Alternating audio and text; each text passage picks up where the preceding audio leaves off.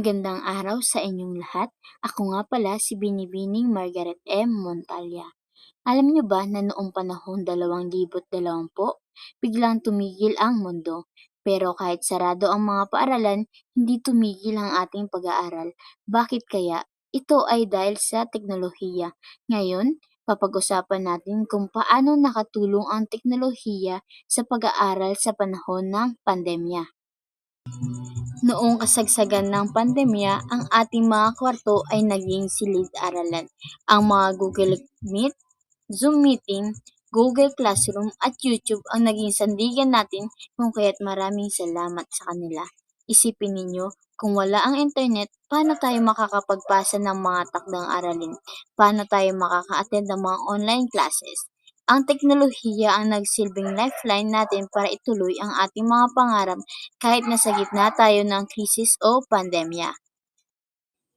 Pinatunayan nito ng edukasyon ay walang hangganan, basta't may internet at teknolohiya.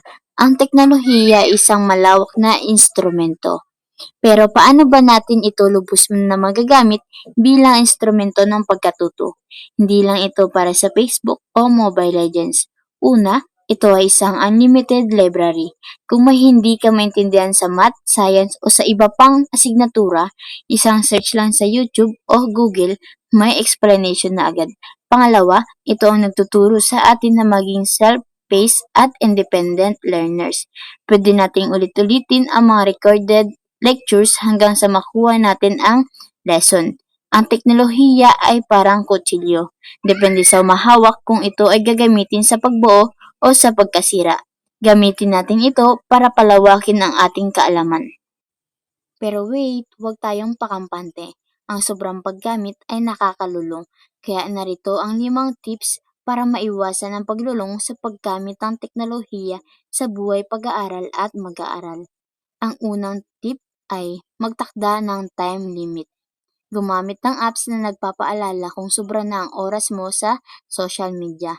Ang ikalawang tips ay prioritize deep work. I-off ang notifications habang nag-aaral para hindi maantala ang focus. Ang tip number 3 ay balansihin ang offline at online. Maglaan ng oras para sa physical exercise o pakikipag-usap sa pamilya nang walang hawak na cellphone. At ang tip number 4 ay mag-digital detox. Subukang huwag humawak ng gadget 1 oras bago matulog para sa mas masarap na pahinga. At ang huling tip ay maging intentional. Tanungin ang sarili. Nag-scroll ba ako para matuto o para mag-aksaya lang ng oras? Sana ay may natutunan kayo sa maikling infographic video na ito. Laging tandaan, ang teknolohiya ay nandyan para tulungan tayo, hindi para kontrolin tayo. Muli, ako si Binibining Margaret M. Montalya, nagsasabing gamitin ang talino, gamitin ang teknolohiya sa tamang paraan.